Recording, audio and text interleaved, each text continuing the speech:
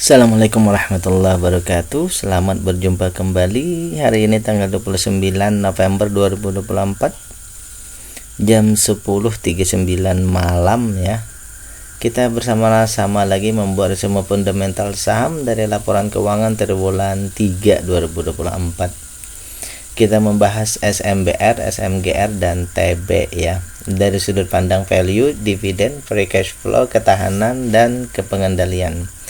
Yang pada akhirnya nanti kita akan berusaha untuk mengetahui apakah saham yang kita bahas ini memenuhi kriteria kita untuk bisa kita koleksi misalnya ya, tapi ini menurut opini saya pribadi ya. Analisa ini adalah bahan pertimbangan tambahan, bukan perintah untuk melakukan aksi beli atau jual, karena setiap investor itu punya cara masing-masing, sehingga ini adalah sebagai bahan pembanding saja. Tujuan kita adalah dalam pembahasan ini berusaha untuk mencari atau menemukan tadi ya, dari analisa-analisa ini kita berusaha menemukan emiten atau saham yang punya diskon, kemudian ada potensi untuk multi bagger, dan juga ada dividen yang diberikan selama masa kita menunggu untuk sampai kepada bagger itu, karena untuk sampai ke bagger itu kan perlu ada momentum ya.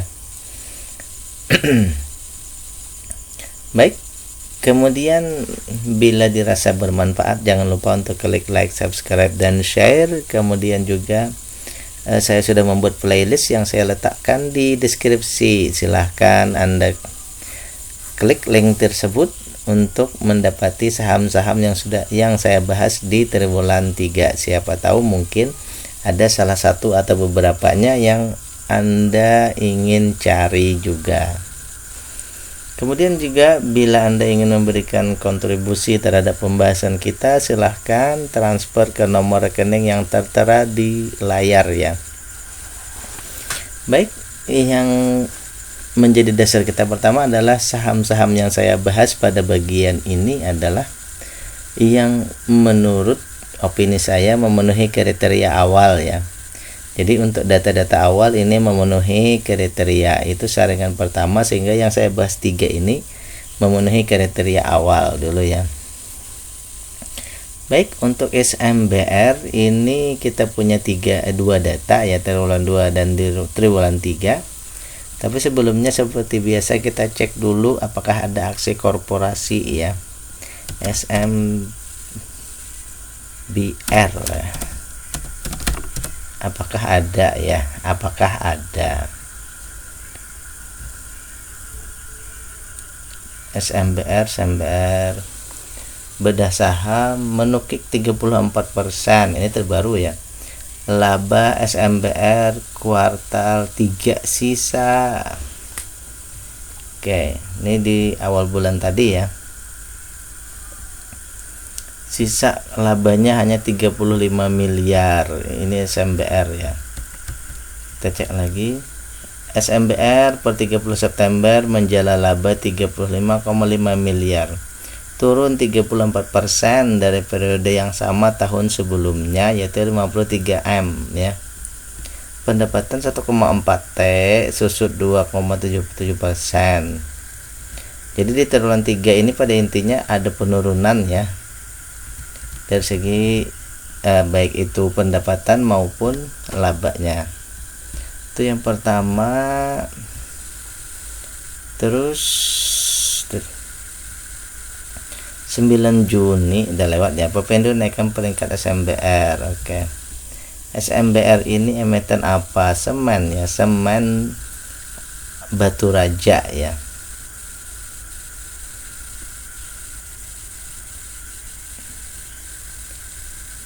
Baik, kita cek di sini. Menilai strategi sumber pendanaan emiten mana yang dipilih.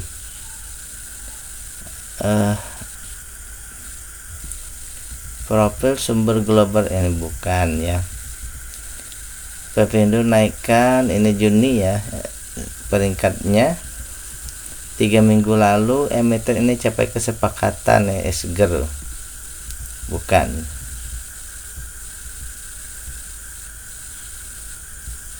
Kita cek lagi. Oke, berarti itu tadi saja ya masalah labanya tadi. Baik, sekarang kita lihat bahwa dari segi permodalan ini meningkat Rp3, keuntungan bersih turun ya. Jadi mix di sini ya. Harga, oke, kita cek dulu harga ya. Harga terbaru ini 214. Oke. Harga turun, keuntungan bersih turun, nilai buku sedikit meningkat ya. Selancar meningkat, hutang membaik. Oke. Kepemilikan, kepengendalian tetap ya. Jadi simpulannya di sini ya, opini kita ya. Untuk IPS ini mix, untuk ketahanan ini meningkat sedikit. Kemudian dari segi rasio-rasio, triwulan 2 3%, triwulan 3 2%. Perusahaan untung, tapi untungnya sangat kecil dari segi keuntungan bersihnya ya. Ini 3%-an, berarti ini termasuk yang untungnya sangat kecil ya, hampir menuju ke minus ini. Di harga sekarang ke book value-nya ini ada 33%. Berarti harga sekarang investor masih menghargainya di bawah ya. Dan kalau kita kejarkan ke target PBV 2 ya, 2,5 ya. Kalau kita targetkan PBV 2,5, di sini berarti masih ada 273%. Ada potensi untuk bagger atau multi bagger ya.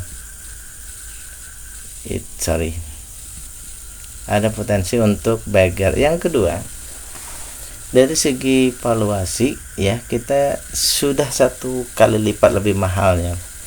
Seharusnya kita beli hanya 104, sekarang sudah 214. Berarti kalau kita beli sekarang ini kita harus menambah 100%, tapi ada kemungkinan untuk multi bagger. Namun dari segi dividen ini belum memenuhi kriteria ya. Dari segi dividen, jumlah DPR-nya masih kecil. Kalau sekarang dibagi ya dividennya, maka kita hanya dapat 0,9%. Berarti di sini valuasinya bukan valuasi ya, dividennya belum mendukung atau mengkonfirmasi dari valuasi. Untuk ketahanan perusahaan, aset lancar tadi tidak ada masalah semua ya. Dan pengendali pun tidak trading, karena ini adalah bagian dari perusahaan BUMN ya, anak usaha dari BUMN ya. Jadi simpulannya bahwa perusahaan ini kondisinya bagus ya, ketahanannya bagus, hanya dari segi valuasi atau kinerjanya yang kurang bagus karena keuntungannya di bawah 10%. Oleh karena itu kita akan melihat lagi di triwulan 4 nanti apakah IPS-nya bisa meningkat menjadi ya di atas 10%. Itu yang pertama. Yang kedua, karena keuntungannya di bawah 10%, otomatis tadi valuasinya mahalnya ini berarti harga ya. Dan terakhir ini di dividend payout ratio-nya juga ya.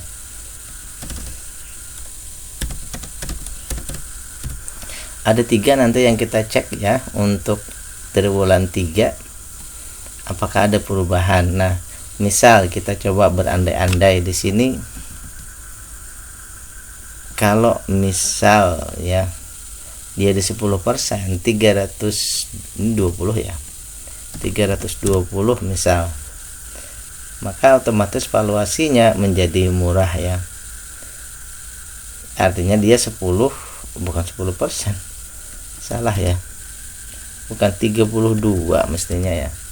Kalau 32 pun dia menjadi valuasi murah ya. Tapi kalau mau divaluasi wajar ya,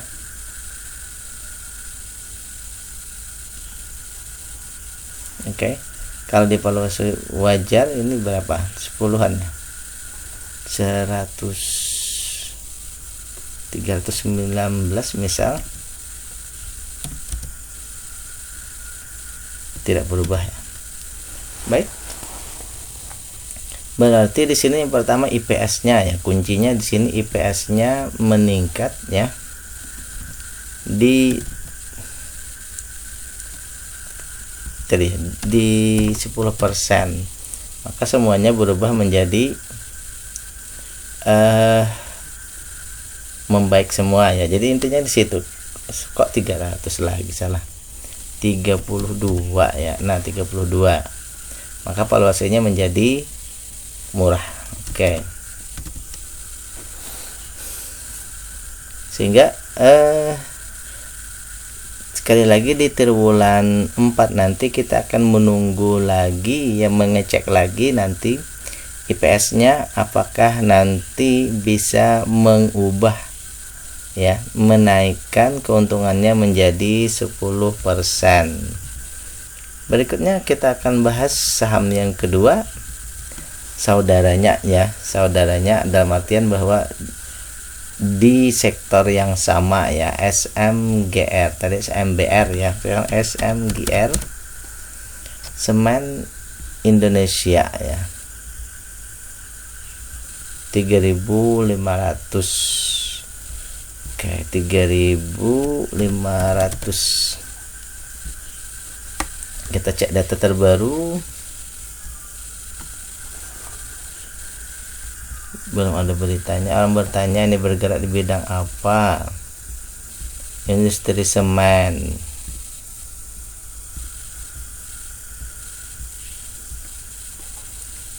Ini banyak ya. IHSG terjun bla bla bla. Ini berarti trading ya.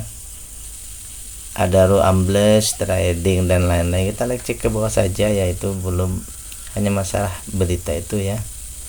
3 hari yang lalu sektor semen kena downgrade. Kita cek ini sektor semen kena downgrade, saham SMG dan ENTP gimana.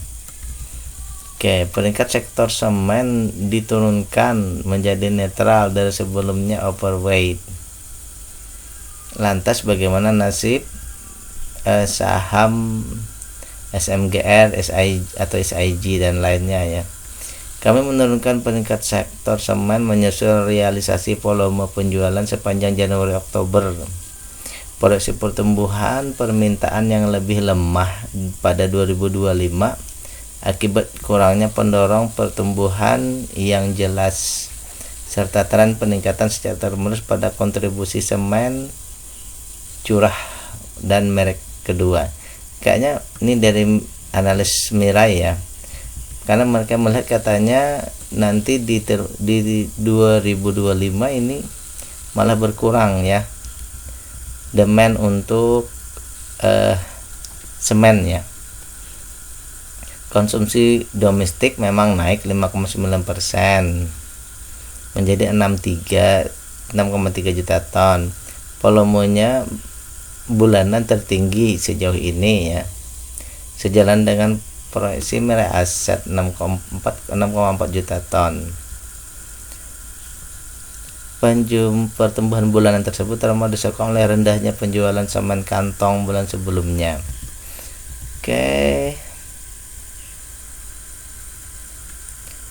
SIG melaporkan penjualan semen domestik turun 6,3%, tapi meningkat kalau dibandingkan bulan per bulan itu meningkat, tapi kalau bandingkan kuartal di tahun sebelumnya itu menurun ya.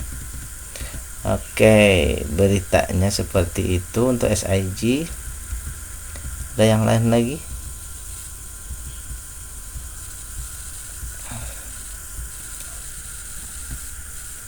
Kita cek beritanya lagi ya. Lanjut. SMGR optimis produk berkelanjutan jadi kunci masa depan industri semen. Produk berkelanjutan.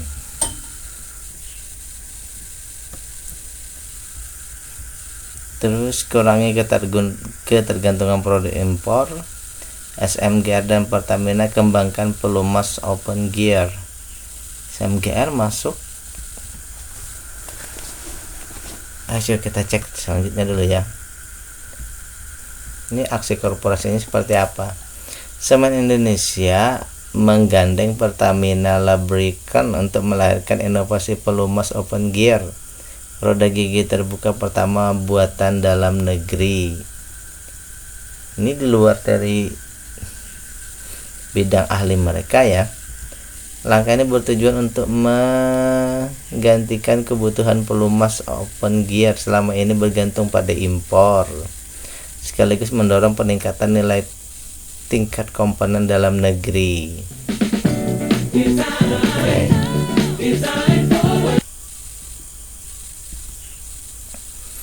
Pencapaian ini menjadi tonggak penting dalam perjalanan SIG.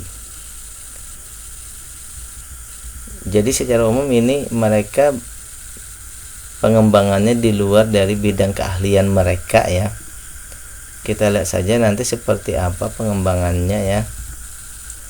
SMGR cetak laba periode berjalan sampai September. Ramalan permintaan semen JP Morgan dan prospek SMGR. Semen Indonesia bidik peluang pertumbuhan dari program 3 juta rumah. Oke, ini ada potensi dari proyek pembuatan 3 juta rumah dari pemerintah. Jadi ada proyeksi di sini ya untuk meningkat. Oke, ada dari pemerintah, ada programnya. Kalau saham SMGR mendadak melonjak 1 bulan yang lalu, mungkin berarti ini dari ada rumor tadi ya, bahwa ada peluang pertumbuhan dari proyek 3 juta rumah tadi ya. Baik, kita bahas lagi. Kita punya 2 data, triwulan 2 dan 3. Yang pertama dari segi permodalan ada peningkatan, tapi dari segi keuntungan ini turun drastis ya. Modal naik, keuntungan turun drastis, berarti di sini ada anomali ya. Harga turun juga, aset lancar meningkat, hutang juga meningkat, berarti ada menurun berarti ya. Baik, kita buat simpulan dulu. Yang pertama bahwa dari segi valuasi ada perbedaan atau ada anomali, tapi dari segi ketahanan perusahaan ini ada sedikit penurunan ya. Baik, sekarang kita lihat dari segi rasio. Triwulan 2 4%, triwulan 3 2%. Berarti keuntungannya turun ya, turun 50% ini ya, di bawah 10%, dan turunnya turun drastis ya. Itu yang pertama. Keuntungannya hampir sudah hampir ke nol, hampir ke minus ya, ini perlu berhati-hati ya. Yang kedua, dari segi harga 3.500 dibandingkan 6.400, berarti di sini ada 45% ya, harga sekarang di bawah dari nilai bukunya. Jadi istilahnya nilai bukunya 6.000 ya, tapi sekarang dihargai baru 3.500, masih jauh di bawah. Kemudian itu yang pertama. Kalau kita kejarkan ke PBV 2,5 ya, misal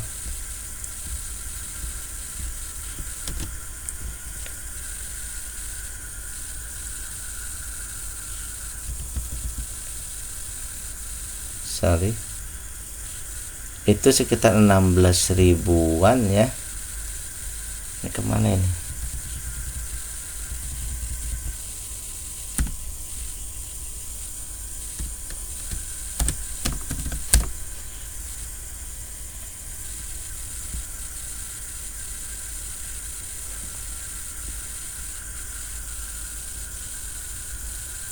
Coba kita cek ulang ya. Ini dikali 10.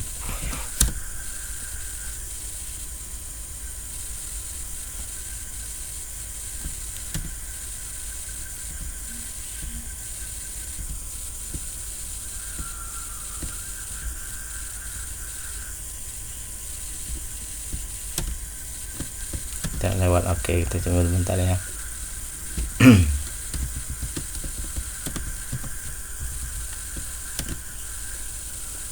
Baik, pertama tadi keuntungannya masih di bawah 10% ya, dan perlu hati-hati karena sudah mendekati 0 keuntungannya ya. Yang kedua tadi bahwa untuk harganya ya dibandingkan dengan nilai perusahaannya itu kita punya 45% masih di bawah dari harga normalnya ya. Kalau kita kejarkan ke PBP 2,5 itu masih ada 354% ya. Namun dari segi maksimal beli ini sudah di atas ya. Seharusnya hanya 1.700-an, sekarang sudah di 3.000-an, berarti ini termasuk kategori mahal. Untuk dividen sudah belum memenuhi kriteria ya, masih kecil. Tetapi kalau kita kejarkan pun ya, untuk misalnya sekarang kita bagi dividen maka hanya 1,31 atau di bawah inflasi, sehingga dapat kita ambil ya, yang berikutnya bahwa free cash flow-nya ini menurun drastis juga ya, hampir separuh ya. Free cash flow-nya bahkan mungkin separuh ya, turun drastis, tapi masih dalam kriteria yang besar ya, 6 dari 700-an jadi ke 400-an. Aset lancar, tadi tidak ada masalah, hutang tidak ada masalah, semuanya oke. Jadi dari segi ketahanan perusahaan ini oke semua, tidak ada masalah ya. Hanya dari segi kinerja saja ya, kinerja perusahaan ini karena keuntungannya tadi yang sangat kecil, sehingga nanti kita akan tetap saja di triwulan 4 mengecek lagi ya IPS-nya ini ya, ini IPS ya, karena dia hanya 2%. IPS nanti supaya meningkat, kemudian karena valuasinya mahal berarti harga ya, dan dividen payout ratio-nya. Jadi 3 yang mesti kita cek berikutnya ya. Di sini kalau kita perbandingkan ini 6 ribuan, berarti ya kalau mau ke 110% berarti ya di 642 lah. Maka valuasinya jadi murah ya, seperti itu. Kalau harga yang turun maka di sekitar 1.700-an ya.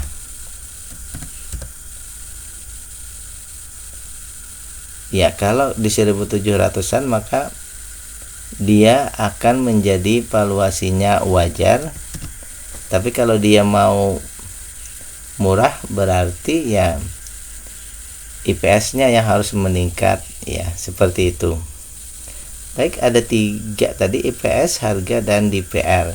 Kalau mau valuasinya jadi murah berarti IPS-nya yang meningkat ke 10%. Kalau mau wajar berarti harganya yang sama dengan IPS ya, seperti itu bayangannya. Oke, itu yang kedua. Yang berikutnya kita akan menuju saham ketiga, yaitu TB ya, Dana Berata Luhur. Kita cek dulu apakah ada aksi korporasi. Dana Berata Luhur bukan, TB.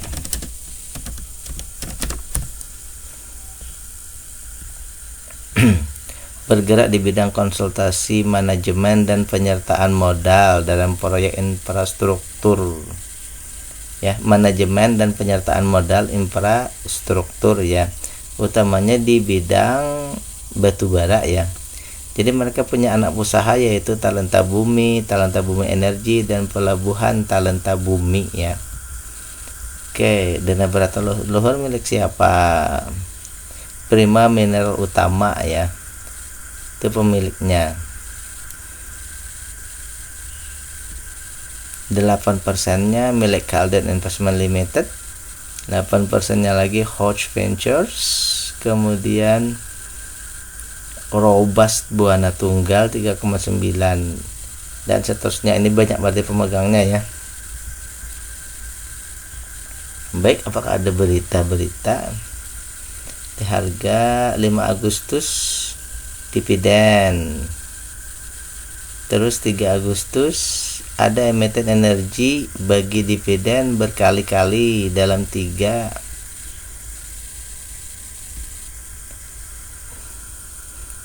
bulan ya. Dana Berata Luhur membagikan dividen interim 19,27 atau 19,27 miliar atau Rp15 per lembar saham. Oke. Adapun yang mendasarinya adalah data keuangan per 30 Juni, laba bersihnya dapat didistribusikan 43,1 miliar ya. Oke, kita lanjut lagi. Kita langsung ke berita ya. Berita 5 Agustus bagi Rp15. Semester 1 kinerjanya turun ya, tapi yakin membaik pada sisa tahun. Agustus Pici tidak ada lagi ya. Untuk berita di triwulan ini tidak ada berarti ya. Padahal dia beberapa kali bagi dividen. Oke, kita lanjut. Dari data yang kita dapatkan, saya punya 2 ya, triwulan 2 dan 3. Untuk permodalan meningkat, untuk keuntungan bersih itu menurun ya. Jadi ada anomali ya. Untuk harga ini coba kita cek terbaru berapa ya.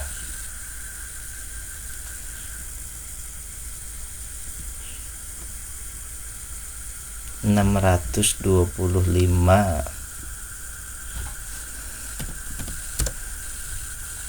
Oke, 625. Harga turun, aset lancar ini meningkat drastis, hutang turun. Berarti begini, untuk valuasi ini ada anomali, tapi untuk ketahanan perusahaan ini membaik ya. Kepemilikan tetap.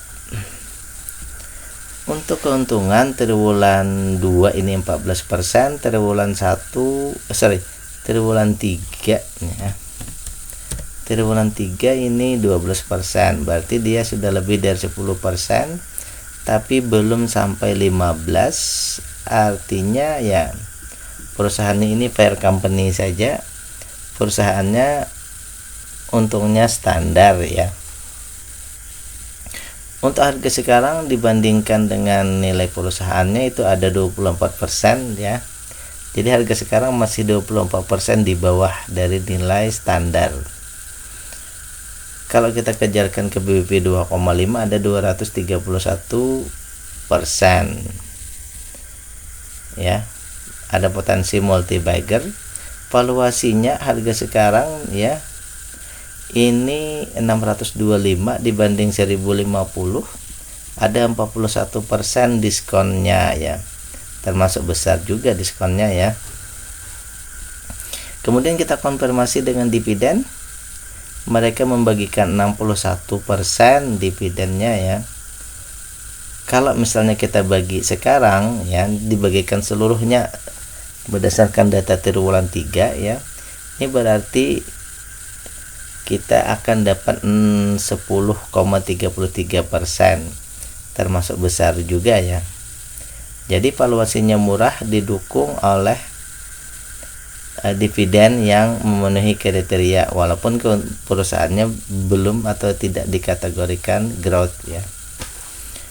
Untuk ketahanan, aset lancarnya aset lancar free cash flow 12%, aset lancar 8 kali lipat, hutang tidak ada masalah, semuanya tidak ada masalah ya, kecuali tadi untuk kepemilikan ini semuanya ada di bursa ya. Mungkin karena tadi holdingnya banyak asing juga ya, sehingga